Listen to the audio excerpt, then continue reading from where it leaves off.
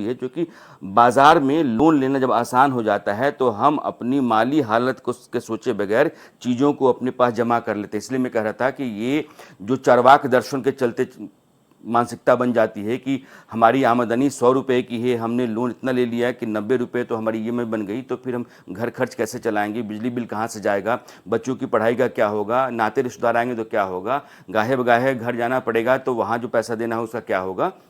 हम अपनी रोज़ाना और सालाना ज़रूरतों से बाहर जा कर के कर्ज लेने लगते हैं कि ये ज़रूरतें पूरी होती हैं कि नहीं होती, इसका ध्यान रखे बगैर। तो ये ख़तरा जो है वो लगातार बढ़ रहा है, इसलिए स्ट्रेस लोन भी खासकर माइक्रो फाइनेंसिंग जो कंपनीज होती हैं उनके दायरे में बढ़ रहा है।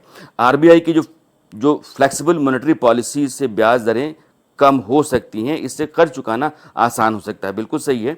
लेकिन माइक्रो फाइनेंस लोन लेते समय सावधानी बरतने की ज़रूरत है, क्योंकि ब्याज दरें ज़्यादा हो सकती हैं। और जब भी आप लोन लीजिए तो इस बात का बहुत ध्यान रखिए कि पहले पूछिए कि रेट ऑफ इंटरेस्ट क्या है।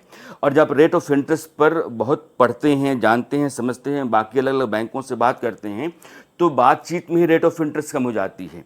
मैंने एक लोन लिया था तो मेरा रेट ऑफ इंटरेस्ट जो पहला बैंक आया था लोन के लिए वो 10.35% का लोन ऑफर कर रहा था, और मैंने कई बैंकों के साथ बात की तो धीरे धीरे मेरा लोन जो है वो बहुत पहले की बात मैं कर रहा हूँ 9.35% पे आ गया। तो लगभग 1% के आसपास लोन कम हो जाता है। अगर 1 करोड़ का लोन लेते हैं और 1% कम हो जाता है तो आपकी ईएमआई समझिए कि कितनी महीने की कम हो जाती है। तो एक बड़ी रकम आप बचाते हैं। तो सेंसिबली लोन लेते समय भी कर्ज को लेकर के आप बहुत सजग रहिए।